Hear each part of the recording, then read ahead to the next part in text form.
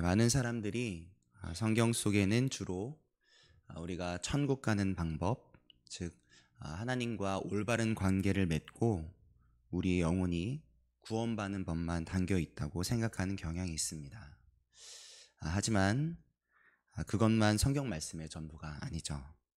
우리가 새벽에 계속해서 한 장 한 장 읽고 있는 이 잠언의 내용처럼 성경은 우리가 지금 두 발을 딛고 살아야 할 이 땅, 즉 우리들에게 허락하신 이 세상에서 살아내야 할 모습, 바르게 또 건강하게 살아내는 그 일에도 똑같이 관심을 갖고 있다는 것을 발견하게 됩니다.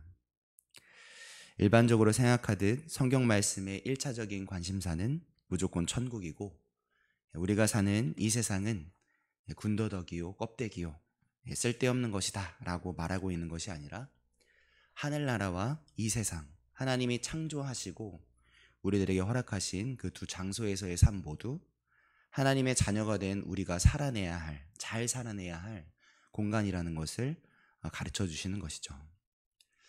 그 뜻은 신약 성경에서도 발견할 수 있는데 두 군데를 함께 살펴보려고 합니다. 먼저 첫 번째로 예수님을 함께 보고 또 각자의 눈으로 예수님을 그렸던 복음서, 마태복음, 마가복음, 누가복음, 이 세 공간복음에 빠지지 않고 똑같이 담겨져 있는 내용, 그 중에서 예수님이 가장 큰 계명을 가르쳐 주시는 장면에서 우리는 그 의미를 발견해낼 수 있습니다.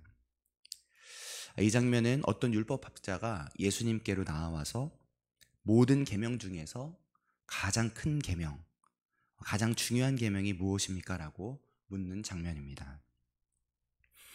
율법학자가 묻는 이 질문에 예수님은 그동안 군중들에게 말씀해 주셨던 말하기 방식, 즉 비유로 대답해 주지 않으시고 이번엔 아주 핵심을 콕 찍어서 분명하게 대답해 주십니다.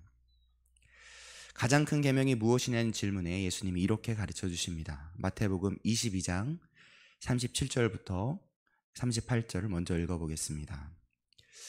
예수께서 이르시되 내 마음을 다하고 목숨을 다하고 뜻을 다하여 주 너의 하나님을 사랑하라 하셨으니 이것이 크고 첫째 되는 계명이요.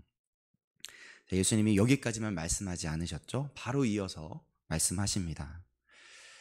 39절에서 40절입니다.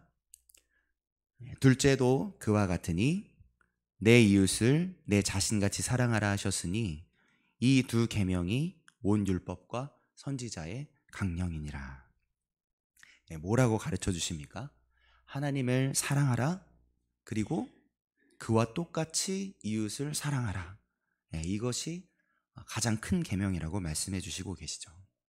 그러니까 우리의 오른손이 하나님의 손을 붙잡고 있다면 우리의 왼손은 우리의 이웃의 손을 꽉 잡아야 한다는 것입니다. 이처럼 하나님의 말씀은, 성경은 한쪽은 하나님의 손을 잡으며 살아가는 방법을 가르쳐주고 또 다른 한쪽은 우리의 이웃의 손을 잡으며 살아가는 방법을 가르쳐주는 거죠.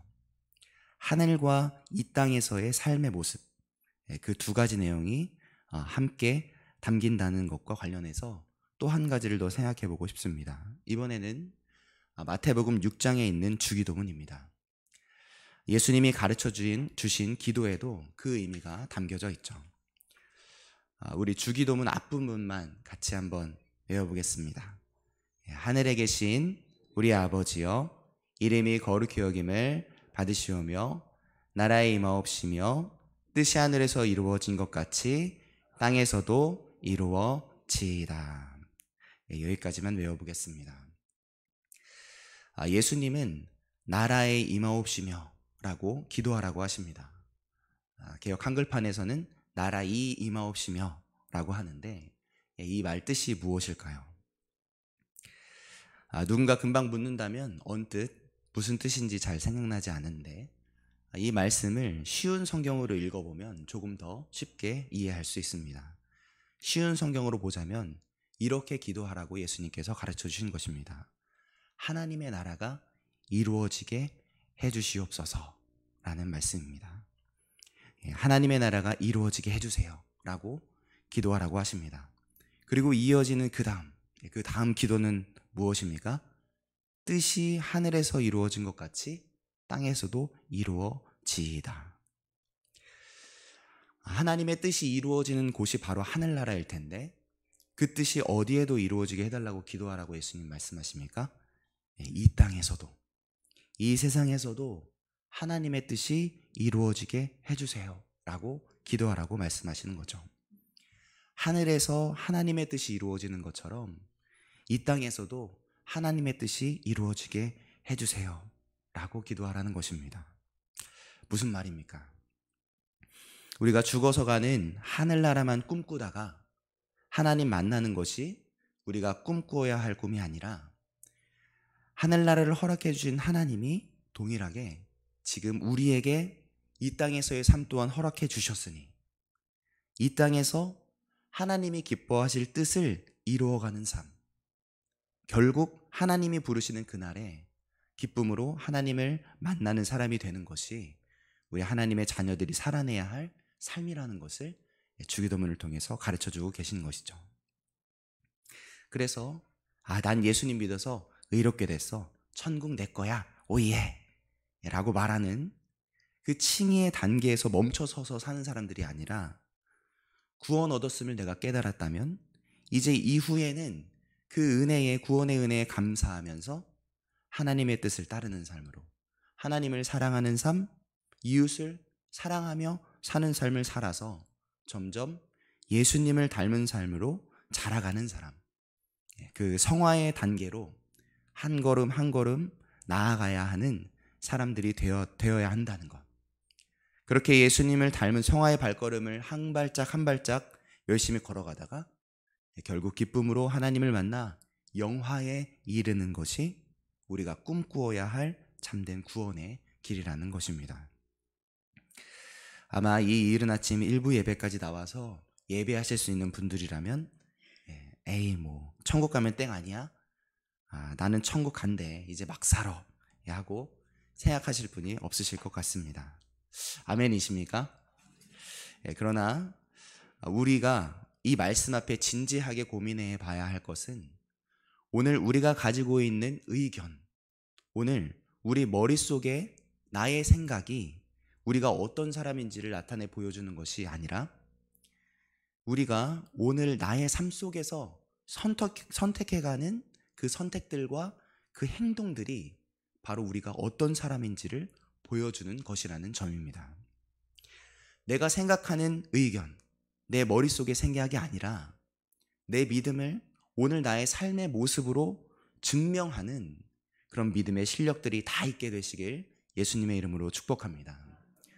그래서 머릿속의 신앙을 넘어 우리의 삶 속에서의 하나님의 사랑의 향기가 퍼져나갈 수 있도록 세상 속에서 바르고 건전하게, 정직하게, 신실하게 살아내시는 하나님의 사람들로 서주시길 예수님의 이름으로 축복합니다. 자, 그렇게 성경 속에 담겨진 뜻을 기억하면서 오늘 우리가 읽은 잠언의 말씀 안에 담긴 뜻을 같이 한번 생각해 보자면, 잠언은 우리가 모르는 어떤 신비한 뜻, 어떤 영적인 뜻을 잘 감추어둔 용어이기보다는 오늘 우리가 살아내야 할 일상에서의 모습을 가르쳐주는 말씀이라는 것을 발견하게 됩니다. 그래서 잠언은 이렇게 가르쳐 주시는 것이죠. 일상에서 부모를 공경하고 자녀를 양육하고 재정을 관리하고 일터에 나가고 리더십을 발휘하고 바른 말을 쓰고 친구들에게 친절하게 대하고 건강하게 먹고 마음을 다스려 평안하고 다른 사람들과 잘 지내서 이 땅에 평화의 보탬이 되어야 한다. 바로 그 기술들을 배우며 실천하는 가운데서 하나님이 우리들에게 바라시고 원하시는 것이 무엇인지를 우리는 발견해 갈 수 있다 라고 가르쳐 주시는 것입니다. 이 잠언 안에 담겨진 메시지를 기억하시면서 오늘 잠언 12장에서 우리가 살아내야 할 일상의 모습을 함께 고민해 보길 원합니다. 혹시 오늘 함께 읽은 잠언 12장을 교독하시면서 여러분 눈에 어떤 말씀이 눈에 띄셨습니까? 읽다 보니 이 말씀은 왠지 오늘 내 눈에 더 띄고 또 뭔가 내 마음을 찌르는 것 같고 또 뭔가 밑줄을 쳐야 할 것 같은 그런 말씀이 혹시 있으셨습니까? 잠언이라는 뜻이 바로 바늘로 콕 찌르는 말이라는 겁니다. 바늘로 콕 찌르는 말들의 모음이 잠언인데 오늘 잠언 12장도 한 절 한 절, 1절부터 28절까지 한 절 한 절이 바늘로 콕 찌르는 것 같은 격언들로 차 있는 것이죠. 그래서 하나하나 말씀을 떼어서도 묵상할 수 있는 말씀인 겁니다. 그래서 혹시 오늘 봉독하시면서 내게 다가오시는 한 구절이 있으시다면 그 말씀을 체크해 두시고 오늘 하루 동안 하나님이 내게 주신 말씀으로 듣고 그 말씀을 묵상하고 내 삶에 적용해 보시면 좋을 것 같습니다. 저는 오늘 본문을 읽으면서 제게 눈에 띈 말씀을 나눠보려고 하는데요. 1절과 15절이었습니다. 그 부분을 함께 나누려고 합니다. 우리 1절과 15절 우리 같이 한번 읽어보겠습니다. 1절부터 읽겠습니다. 훈계를 좋아하는 자는 지식을 좋아하거니와 징계를 싫어하는 자는 짐승과 같으니라.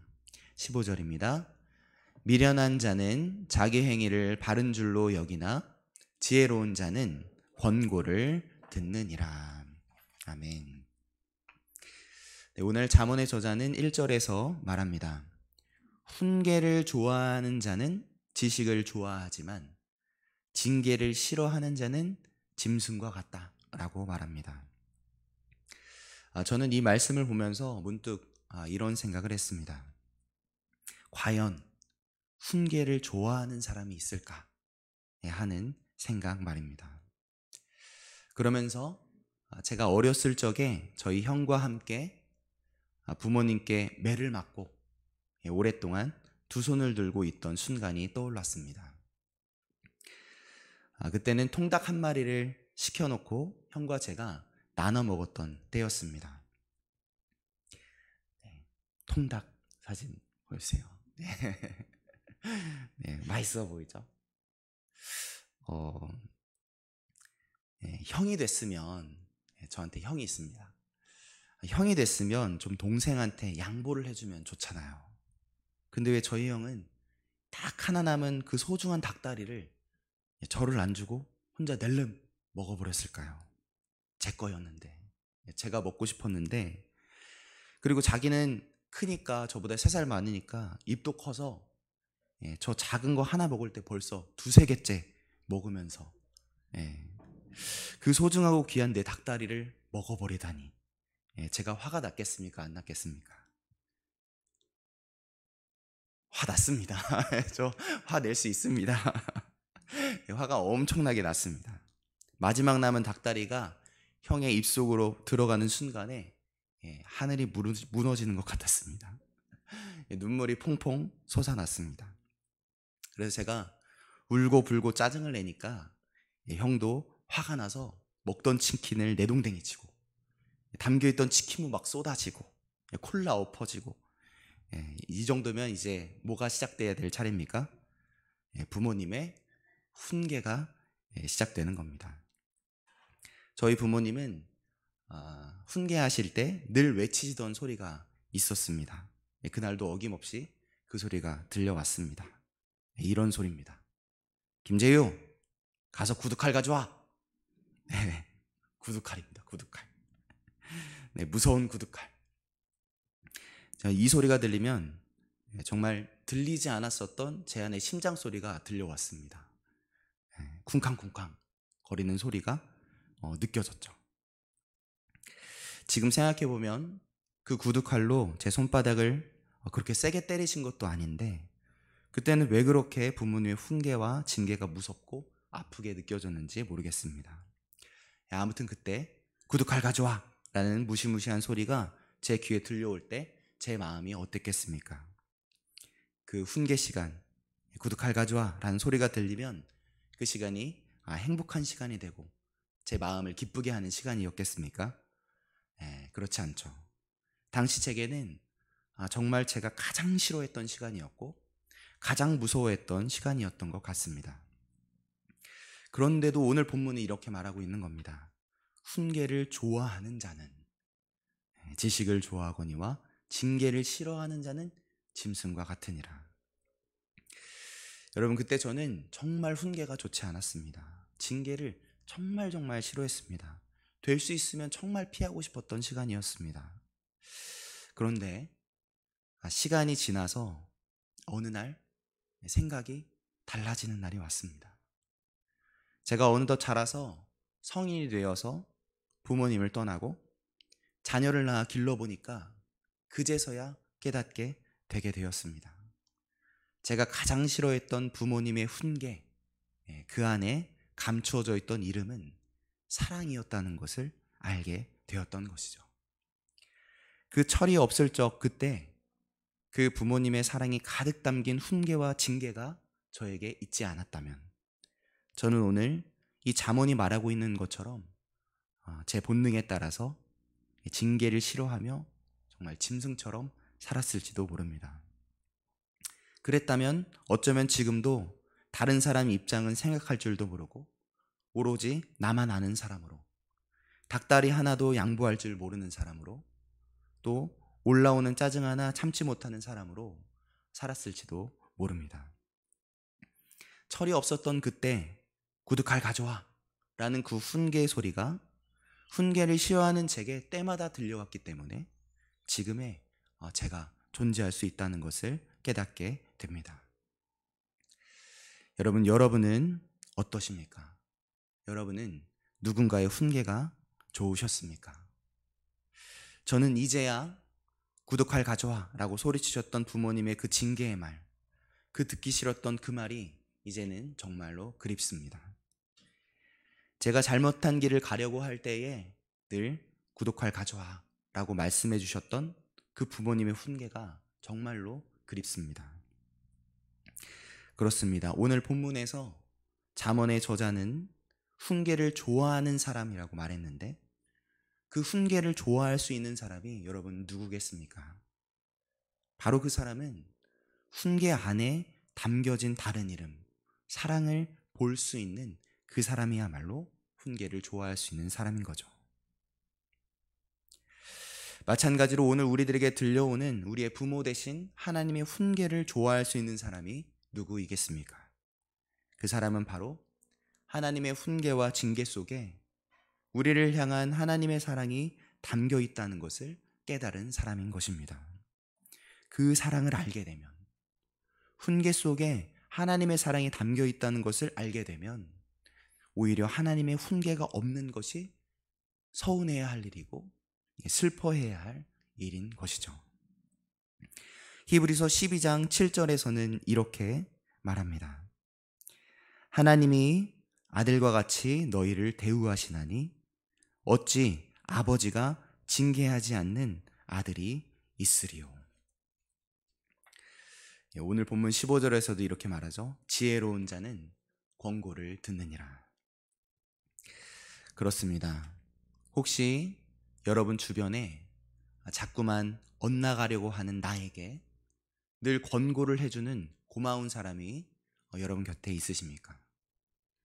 또 요즘 우리 마음에 자꾸만 생각나게 하시고 걸리게 하시는 하나님이 가르쳐 주시는 책망의 말씀이 있으십니까? 내가 잘못했을 때 나를 꾸짖으시고 징계해 주시는 하나님의 손길이 있으십니까? 그렇다면 여러분 정말 기뻐하실 수 있길 바랍니다. 저와 여러분에게 훈계의 소리가 들려온다면 그러면 저와 여러분은 사랑받으며 살고 있는 사람이 분명하기 때문입니다. 우리를 사랑해서 구두칼 가져와 외쳐주는 가족과 친구들, 교인들이 있고 우리를 사랑하사 구두칼 가져와 외쳐주시는 부모 되신 하나님이 우리와 함께 계시기 때문입니다. 그동안 훈계와 징계 속에 담겨진 그 이름, 그 사랑을 놓쳐오셨다면 이제 다시 그 훈계와 징계 속에 담겨진 깊은 사랑을 깨닫게 되시는 은혜가 있게 되시길 바랍니다. 그래서 권고를 듣게 되는 지혜로운 자, 사랑받음을 알아 훈계를 감사하며 좋아할 수 있는 하나님의 사람들이 다 되시길 예수님의 이름으로 축복합니다.